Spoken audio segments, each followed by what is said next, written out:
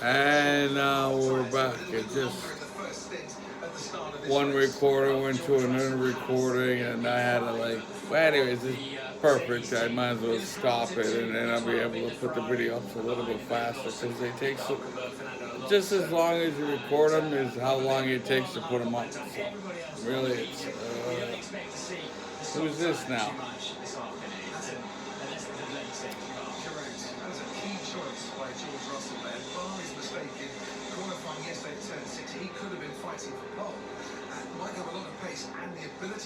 All right, here we go.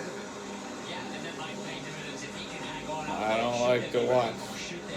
Should be Rolex.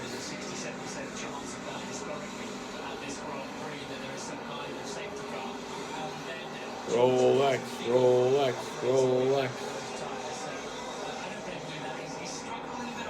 What are we doing? Another formation lap?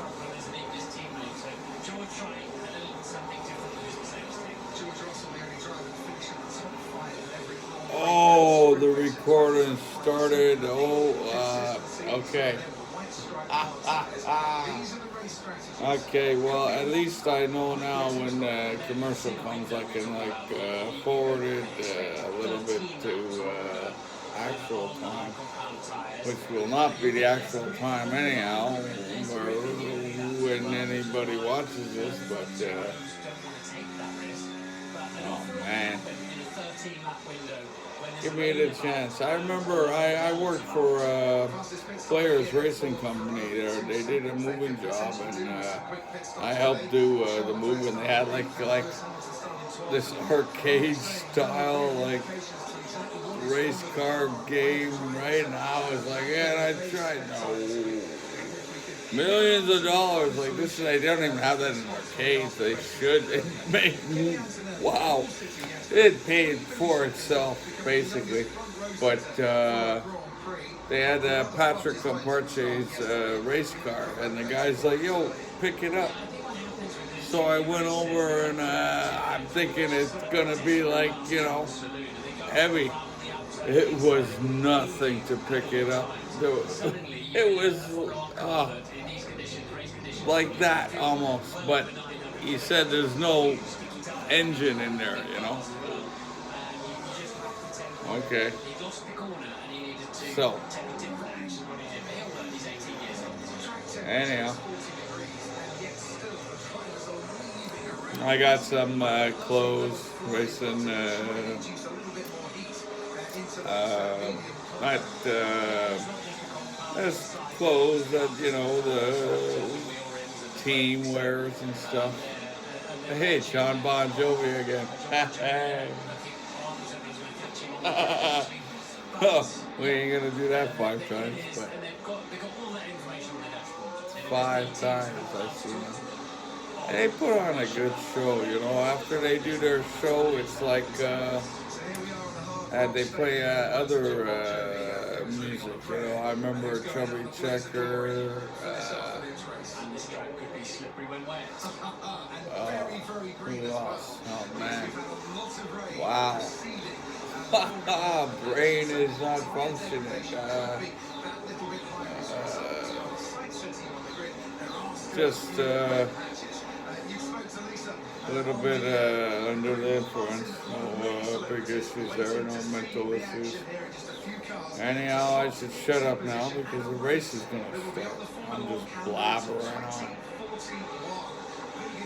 So, Rolex.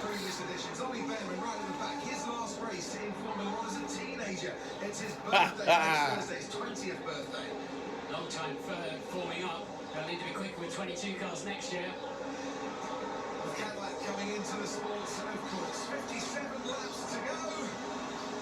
And it's lights out and away we go. Max Verstappen gets an excellent start. From Lando Norris, there goes Kimi Antonelli with Piastri on the inside. Verstappen, just a bit of a look up there. Runs wide. Norris is going to keep him keen. Fighting through turn 2. Norris goes off the track and loses 3 places as a result. Kimi Antonelli is now putting pressure on Max Verstappen, who has the briefest of leads. Then comes Oscar Piastri. Behind Oscar Piastri, George Russell and Lando Norris. Oh, in the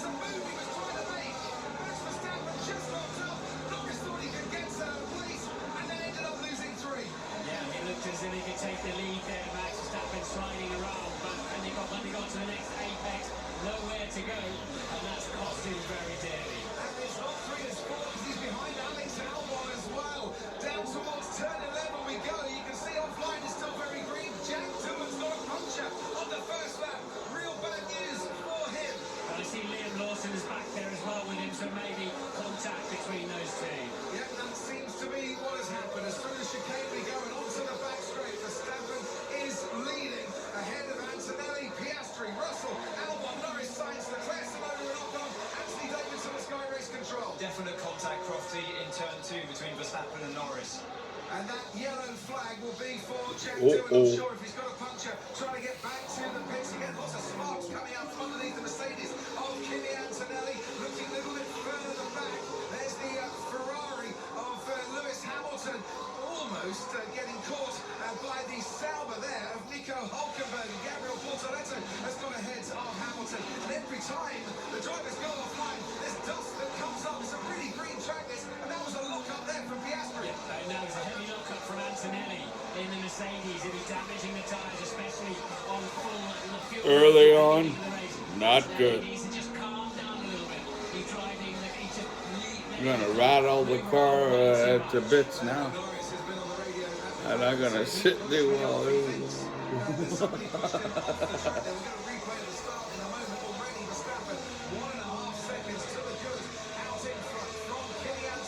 Twelfth place Hamilton. He moved up too.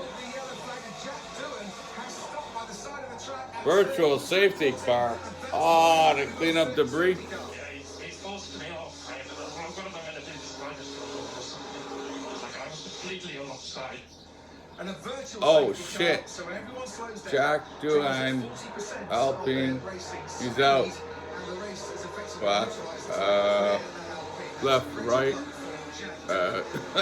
left, right, center.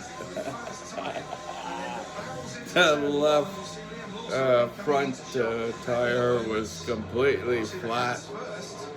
Oh, fucking car bounced right off the other fucking car's tire, man. And that was a puncture. Fiberglass, pretty strong. I used to do fiberglass balconies too. That was,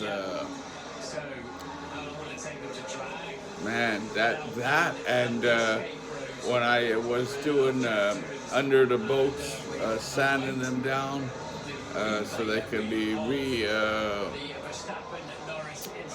like fiberglass, I guess. Man, that was interesting. Of course, I had the proper, stuff, N35 mask and all, but it was on the skin. Holy Toledo, man! I had to take these very hot showers, and so it would open the pores, and I had to wash like downwards, because if you did it the other way, they would go in further, the little fibers. Very, very interesting. Yeah, I didn't, the balcony installation, yeah, that was not a problem, but the boat one thing and that, yeah, I did, I think half the side there, and that was enough. No.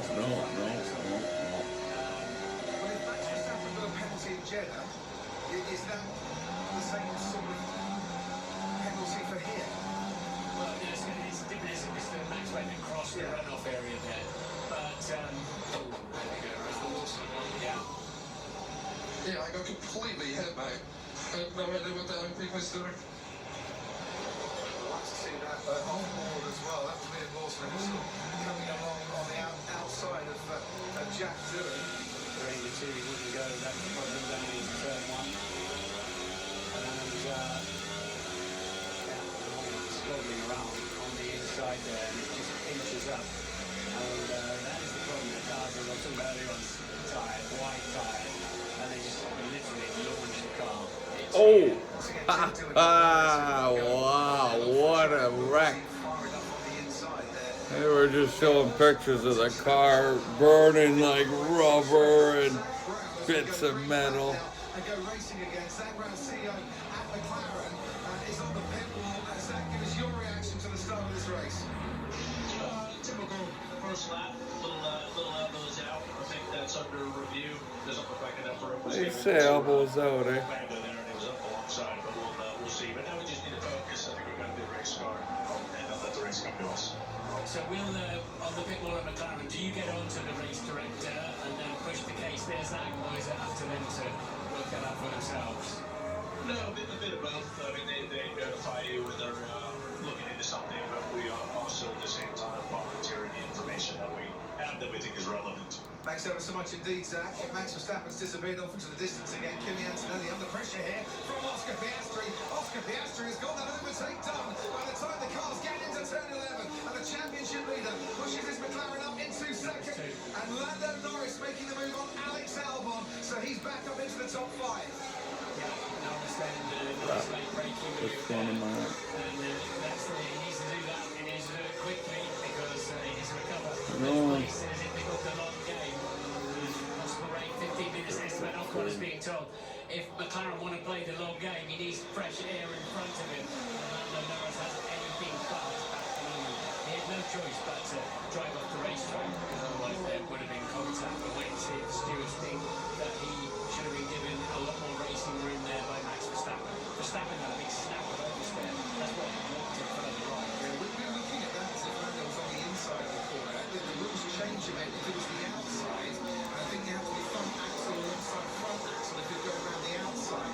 So it's different to overtake on the inside as such, and that's what the stewards will be establishing. This is Lewis Hamilton going towards the wheel here with Isaac Hadji. I don't often see overtakes on the final corner, and we're not going to see one there, but as the drag now down towards turn 1, Hamilton seems to have a bit more pace, but can't quite get past the racing ballers until Hadji outbreaks himself and Lewis Hamilton up into 11. Yeah, and through the anchors up